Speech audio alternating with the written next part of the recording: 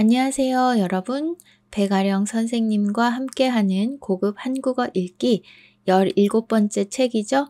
내게는 소리를 듣지 못하는 여동생이 있습니다. 이 책 3번째 시간입니다. 오늘은 끝까지 한번 읽어볼 거예요. 지난 시간에 귀는 아프지 않지만 사람들이 이해해 주지 않을 때 마음이 아프다라는 얘기 들었는데요. 그 문장 읽으니까 선생님도 마음이 좀 아팠어요. 자, 여러분, 그 다음 이야기 한번 보겠습니다. 나는 내 친구들에게 내 동생 이야기를 해요.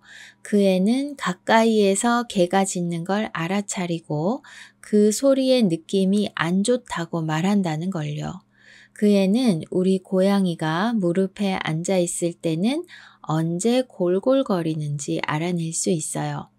라디오를 손으로 만져보고는 켜져 있는지 아닌지도 알 수 있고요. 네, 소리를 들을 수는 없지만 다른 이런 느낌이 굉장히 감각이 발달을 했기 때문에 소리의 진동은 느끼는 거죠. 그래서 개가 짖는 거를 소리로 아는 게 아니라 공기의 움직임을 통해서 그 느낌이 안 좋다는 것까지도 알 수 있다는 거예요. 그리고 고양이가 무릎에 앉아 있을 때 언제 콩콩 거리는지도 라디오가 켜져 있는지 아닌지도 알 수 있다라는 이야기를 친구들에게 해준다는 거예요. 그러니까 소리를 듣지 못한다고 해서 아무것도 모르는 게 아니다라는 이야기를 친구들에게 해준다는 얘기죠. 하지만 내 동생은 전화기 벨이 울린다는 것도 누가 문을 두드린다는 것도 절대 몰라요. 길거리에서 빈 깡통이 딸그랑 구르는 소리도 절대 못 들어요.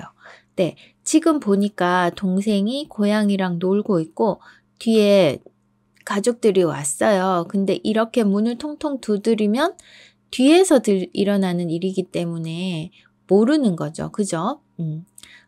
이런 부분들도 있다. 그러니까 귀가 안 들리면 무엇을 할 수 있고 무엇을 알 수 있고 무엇을 모르고 하는 것을 분명하게 이야기해 주고 있어요.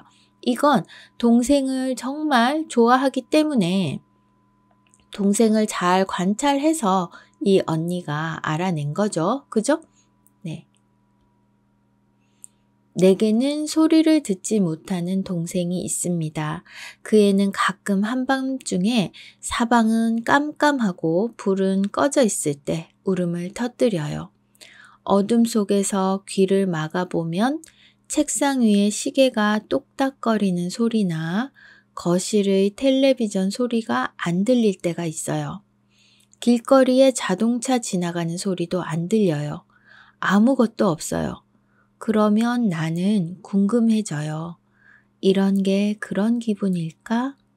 네, 가끔 한밤중에 깜깜한데, 그러니까 보이지도 않을 때, 아무것도 보이지도 않고 동생은 원래 귀가 안 들리니까 보이지도 않고 들리지도 않을 때 동생이 깨서 막 울 때가 있다는 거죠. 그래서 이 언니가 우리 동생이 왜 울지 생각을 하면서 깜깜할 때 어둠 속에서, 그러니까 아무것도 보이지 않을 때 귀를 막아본 거예요. 그러니까 소리도 하나도 안 들리고 아무것도 없는 거죠. 그래서 동생이 지금 그런 기분일까라고 생각을 해보는 거예요. 그러니까 이 언니는 동생을 이해해 보기 위해서 동생의 마음, 동생의 슬픔을 이해하기 위해서 굉장히 노력해 보는 거죠. 그쵸? 우리 동생이 왜 울지? 이런 생각을 하면서 자기도 동생처럼 귀를 막아보는 거예요. 그죠? 이런 언니가 있으면 세상에 무서울 게 없을 것 같아요. 내게는 소리를 듣지 못하는 동생이 있습니다. 그 애는 우리 방 창문에 나뭇가지가 긁히는 소리를 절대 못 들어요. 창문 위에 걸려있는 흔들리는 종이 귀엽게 딸랑거리는 소리도 절대 못 들어요. 하지만 폭풍이 불어올 때 갑자기 우르릉 천둥 소리가 울려도 바람에 덧문이 덜컹덜컹 흔들려도 내 동생은 잠에서 깨어나지 않아요. 그 애는 쌕쌕 잘도 잔답니다. 무서워하는 사람은 바로 나고요. 네.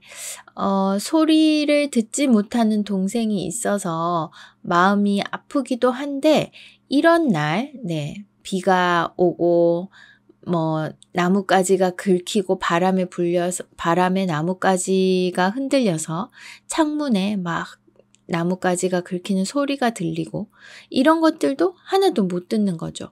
그리고 폭풍이 불 때, 천둥이 칠 때 이런 소리들도 못 들으니까 잠에서 깨지 않고 잘 잔다는 거죠.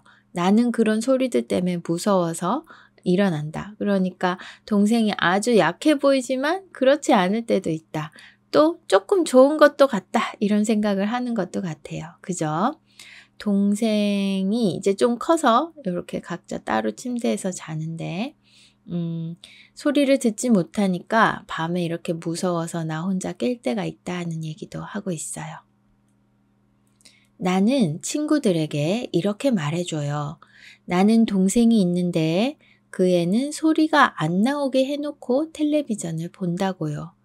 나는 동생이 있는데 그 애는 인형을 재울 때 자장가 없이 그냥 흔들어 주기만 한다고요. 나는 동생이 있는데 그 애는 손가락으로 말을 하거나 부드러운 목소리로 꺽꺽거린다고요. 하지만 가끔 내 동생은 큰 소리로 울부짖어요. 그러면 엄마는 옆집 사람들이 투덜거릴까봐 걱정을 하세요.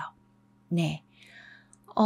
내 동생에 대해서 친구들에게 이렇게 많이 얘기를 해주는 거예요.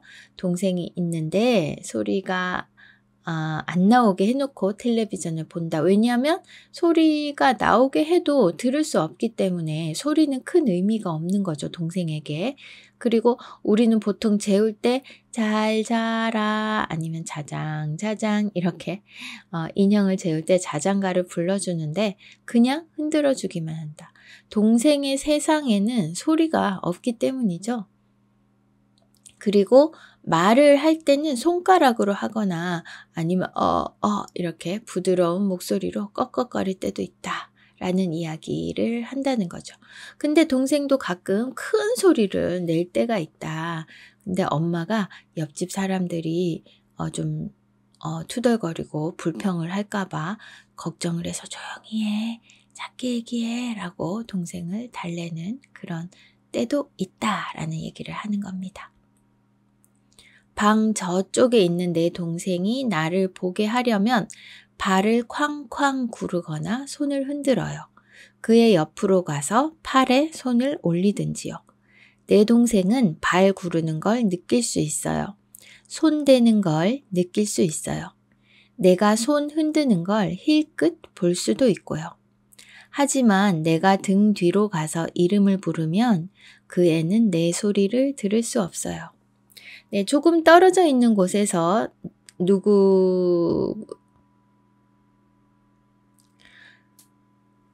조금 떨어져 있는 곳에 있는 사람을 우리는 보통 소리로 부르죠. 누구누구야, 누구누구씨. 그런데 동생은 소리를 듣지 못하기 때문에 조금 떨어져 있는 동생이 나를 보게 하는 방법은 발을 구르거나 옆으로 가서 팔에 손을 올리거나 또는 손을 흔들거나 이렇게 시각적으로 또는 터치, 촉각적으로 하는 방법이 있을 수 있는 거예요. 이름을 부르고 누구누구야 하는 것은 동생에게는 전혀 소용이 없는 거죠. 왜? 소리를 들을 수 없기 때문이에요. 이제 이 언니는 동생하고 같이 살 수 있는 모든 노하우, 모든 방법을 다 알고 있는 것 같네요. 내게는 소리를 듣지 못하는 동생이 있습니다. 이렇게 책이 끝납니다. 네, 소리를 듣지 못하는 동생이 있는 언니가 동생을 보면서 동생과 함께 살아가는 방법, 그리고 동생의 시각, 동생이 동생이 무엇을 할 수 있고 무엇을 할 수 없는지, 그리고 동생에게 이런 행동을 원할 때 어떻게 해야 되는지 등등 이런 이야기들을 아주 따뜻한 시각으로 풀어주고 있는 책이었습니다. 자, 여러분 이번 책 어땠어요? 저는 개인적으로 참 좋아하는 책입니다. 여러분들도 이 책이 재미있었기를 바랍니다. 자, 그럼 다음 시간에 전체 읽기로 찾아올게요. 수고하셨습니다. 한국어만 열심히 공부해도 돈을 벌 수 있다고요? 와, 이런 꿀 알바가 있다니. 한이재미에서 만든 온라인 한국어 교실에 신청하세요. 한 과정이 6개월 동안인데요. 이 6개월 동안 한 번도 결석을 하지 않으면 여러분들의 수강료, 6개월 수강료의 50%를 현금으로 쏴드립니다. 그리고 중간고사, 기말고사 시험도 치고 할 텐데요. 시험에서 좋은 성적을 받은 학생들한테는 장학금도 줄 예정입니다. 그리고 6개월 동안 수강한 친구들을 대상으로 다음 달 수강료까지 할인을 해주는 혜택이 어마어마하니까요. 여러분 링크 눌러서 자세히 알아보시고 관심 있다면 신청해주세요. 신청 링크에 레벨 테스트가 포함이 되어 있습니다. 내가 어느 정도인지 궁금한 친구들도 레벨 테스트 한번 받아보세요.